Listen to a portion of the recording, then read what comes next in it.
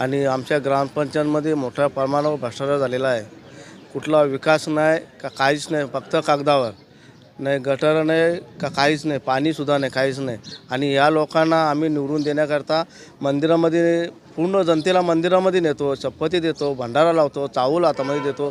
ते देवाच्या नावावर निवडून येतात आणि हा एवढा मोठा भ्रष्टाचार करतात. 5 वर्षाचा भ्रष्टाचार, संपूर्ण 5 वर्षाचा. अंदाजे तरी 15 ते 20 करोड रुपयाचा आहे सर. चौकशी व्हावा यांच्यावर कारवाई.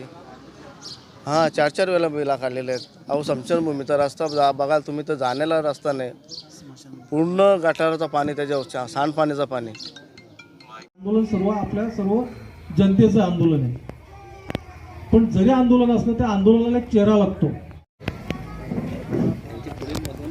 महाराष्ट्राचे भारतीय संविधानाचे जनक भारतरत्न डॉक्टर बाबासाहेब आंबेडकर, छत्रपती शाहू महाराज, महात्मा फुले, सावित्रीबाई फुले, अहिल्याबाई होळकर आणि तुम्हाला कळवित आहे की आपल्या ग्रामपंचायत मधले जे काय झालेले ते 2 शब्दात सांगते. आता बघा, आता जे ब्लॉक मारलेले आहेत बरोबर, ते ब्लॉक आता ज्याचे खर्चामध्ये मारलेले आहेत. आणि जे खर्चामध्ये मारलेले आहेत ते आम्ही खर्च करायचा आणि सरपंचांनी पैसे खायचे का? पैसे कोणी खायचे? पैसे आपले स्वतःला मालकाला द्यायला पाहिजे.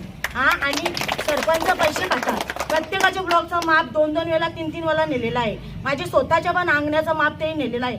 आणि शेताची नासधूस करायची हे ग्रामपंचायतीला हक्क आहे का? ग्रामपंचायतीला हक्क आहे.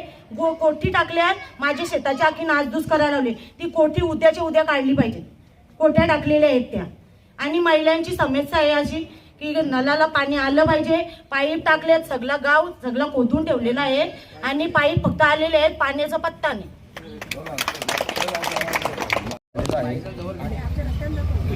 मग ते पाण्याची व्यवस्था कधी होईल?